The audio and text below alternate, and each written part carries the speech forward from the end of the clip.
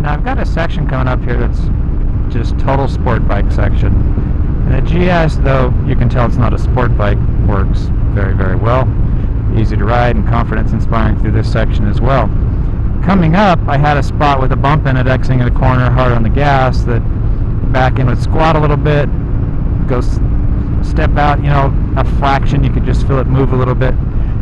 But the BMW has a remote preload adjuster for the rear shock, and before this ride I put about a turn into it, and voila, coming up this hill through the bump, it was complete control through that bump, changed everything, just got it set up a little better.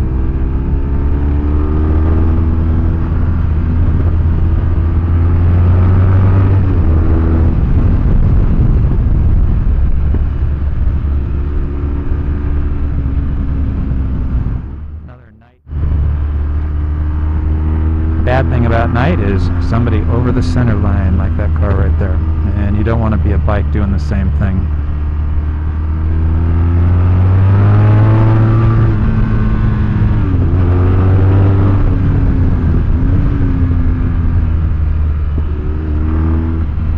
It's roads like this, you can feel the anti-lock kicking in here and there, a little squirm here, a little squirm there. Always leaves you to wonder if you can do better without the anti-lock, but chances are you can't.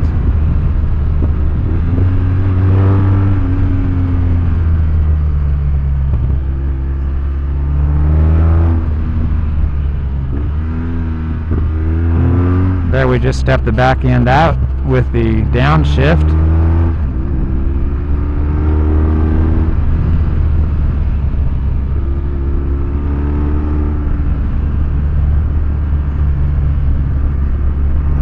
Scrape the toes a little bit. But nothing rubbing down. Chris could do that. I don't want to.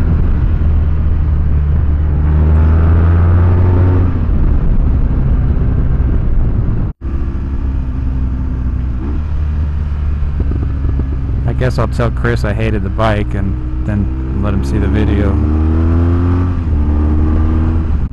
The tires are pretty amazing. They're a compromised tire from the standpoint that they're somewhat of a dual purpose, dual sport tire, though they've been highly developed. And the great part is they're quiet as can be. A lot of tires can make noise. These don't, and that just adds to the enjoyment of this bike.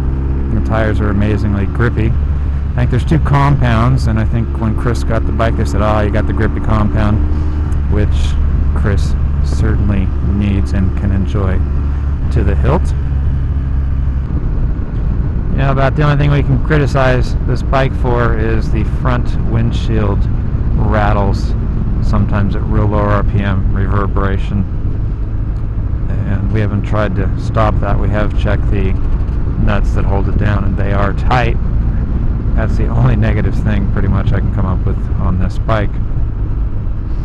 So on the fly here, ratings wise, acceleration, and this is of course with the Remus exhaust and header, we'd have to give this on acceleration about a 7 of 10. On braking, we'd have to give it a high mark of 9 out of 10. The one that kills me though is for steering. I do not give out 10s. I've given out 110 to one product in over all the years. I'd have to give this thing a 10 on the steering spectrum. It's that precise, it's that predictable, it's that pleasant to live with.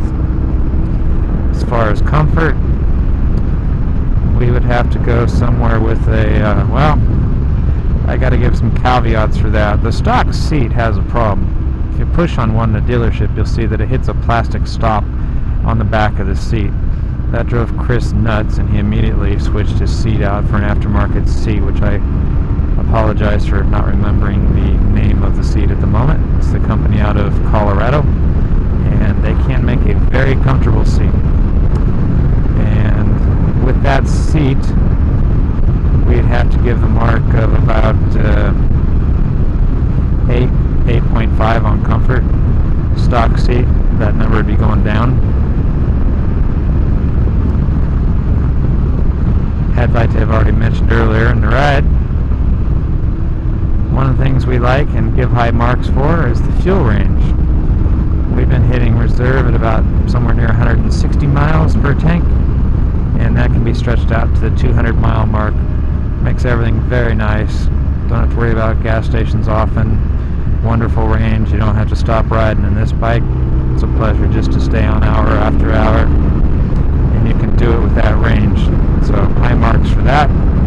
Suspension. Feel like high quality components. Nothing cheap about the suspension feel. And we'd have to give, although we'd want to do a little more testing and a little bit of different environments for the full picture. And this does not include off-road. None of this does at this point. Somewhere around an 8 on the suspension. It's very good. We have nothing negative.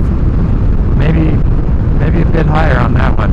Just never done a single thing to leave us questioning the suspension. Protection from the elements. Mentioned that a little bit earlier. Actually protects you quite well. Give BMW high marks for having the guts to put hand guards or wind deflectors on a bike of this type, because it makes a huge difference. We've always wanted that on mini bikes. I mean, even sport bikes riding in the winter, like a removable hand guard. Never seen it done. This bike comes with them.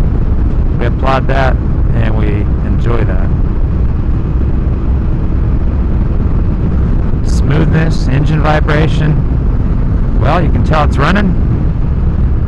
You can feel it through the seat, the tank, a little bit through the pegs. Normally, you don't pay it any attention, though there is small vibrations throughout. Nothing bothersome.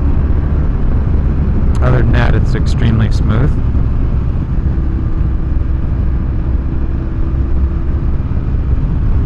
Mirrors are better than most. Not fantastic, but quite good.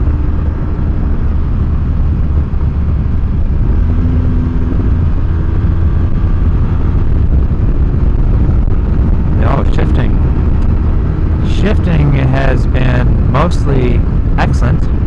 We've hit a number of false gears halfway through gear. We've done that a number of times since we've been on the bike. It will shift without the clutch, upshift and downshift with the RPMs correct. So there you have it. On the gas, sport riding, kicking back, cruising, freeway, highway. The BMW R1200GS pretty much has it all and has you covered in a very confident, inspiring, enjoyable, and comfortable way. Couldn't be more happy with the bike.